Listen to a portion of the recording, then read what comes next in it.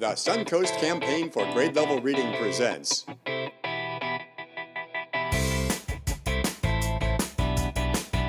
This Book is Cool.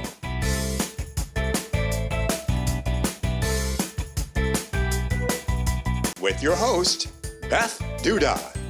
Coming up, Miss Beth will have a special arts activity, words to put in your word bank, and a special interview with a person who thinks the book you are reading is cool.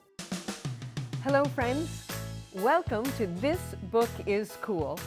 My name is Beth Duda, and I'm the director of the Suncoast Campaign for Grade Level Reading. Today, we have a wonderful book to talk about. It's called The Dot, and it was written and illustrated by Peter H. Reynolds. And today, we have a special guest from Center Sarasota, the head of education, Jane Harris. Hi, Jane. Hi, Miss Beth. It's great to see you, and what a beautiful background you have. Yes, thank you. I'm here at Center Sarasota in Gallery 4, one of our 4 galleries. It's so beautiful there. I have been several times. Sometimes I've been there to see a particular artist's show. I know that you have hosted the art show for Sarasota County Schools on various occasions, and I've been there for that. But anytime I come to Art Center Sarasota, you have wonderful art on the walls and in the galleries. Where does all that art come from? Oh my goodness, we always have some great art. And as a matter of fact, every 6 weeks, all the galleries change out, and that's hundreds of pieces of art.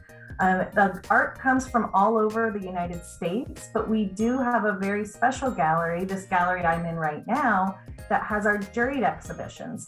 And that's by local and regional artists. So we have some wonderful art that's up on the wall by some local artists, and it's just always fun to come and glean a little inspiration in our galleries.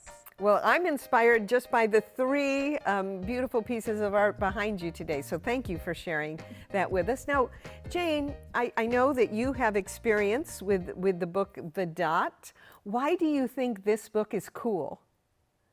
Oh, there's so many reasons why this book is cool. One thing that really has drawn me into this book in particular are the illustrations. Just a really clever way that the author and illustrator has made a dot on every page. And as a matter of fact, even the word dot on the title page, the O in dot is the dot. It's just very clever. It is really clever. And I like how this book gives permission to everyone to be able to create art. I think sometimes we think of some people are artists and maybe some people are not artists, but this book really encourages all of us to experience creating art, and I love that.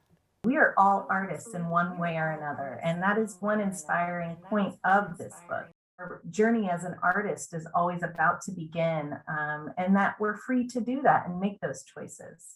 We might create something and not think that it's good enough to show other people, or we might draw something and think, oh, that's not as good as somebody else could do. But this book really shows us that every piece of art is worthy of sharing with other people. Oh, absolutely. And what I always try to tell my students is that, comparison is the thief of joy. We don't always want to compare ourselves to others, but to be able to embark upon that artistic creative journey, you can really self-discovery, you can find out new things.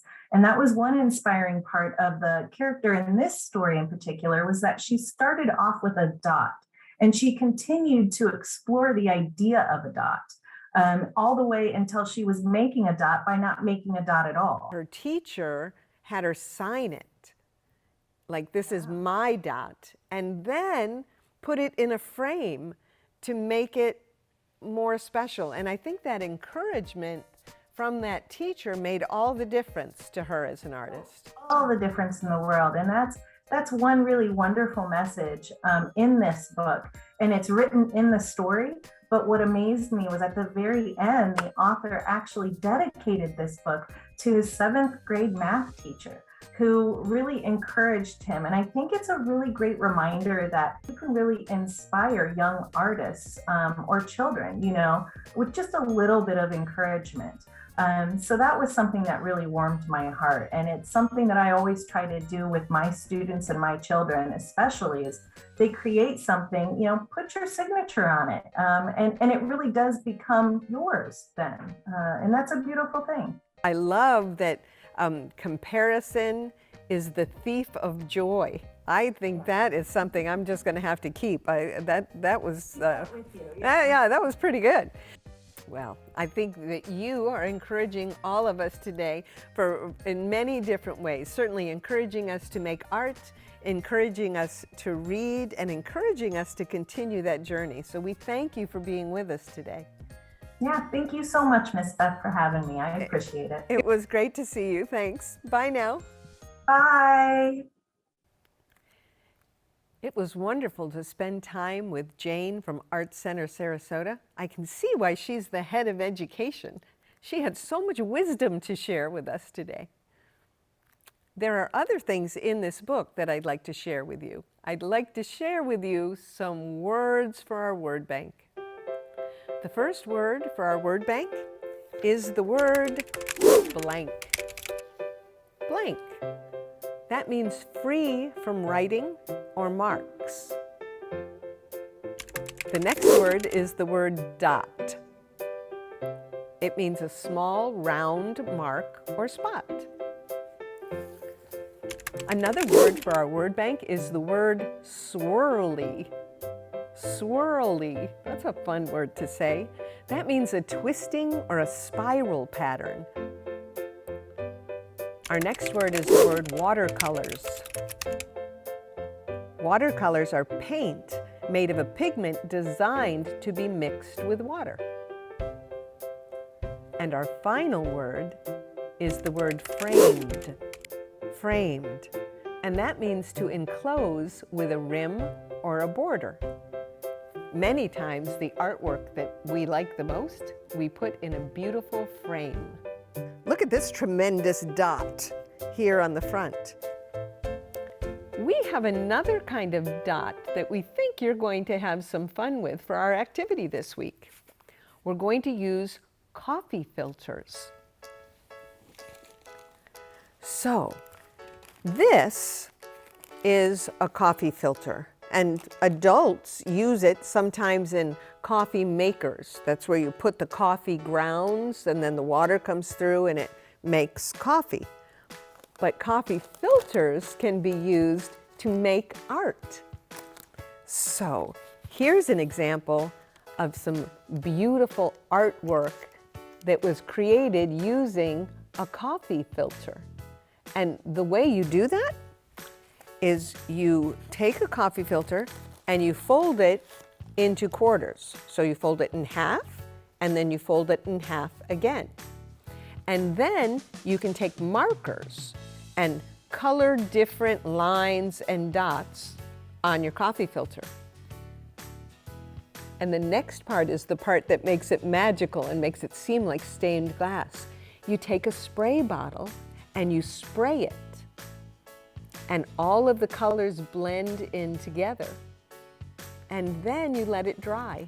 And when you open it, it has this beautiful colored pattern. And you can put these dots in a window and let the sun shine through, and it looks like stained glass. I love this project because it's easy to do and you're never sure exactly what you're going to get.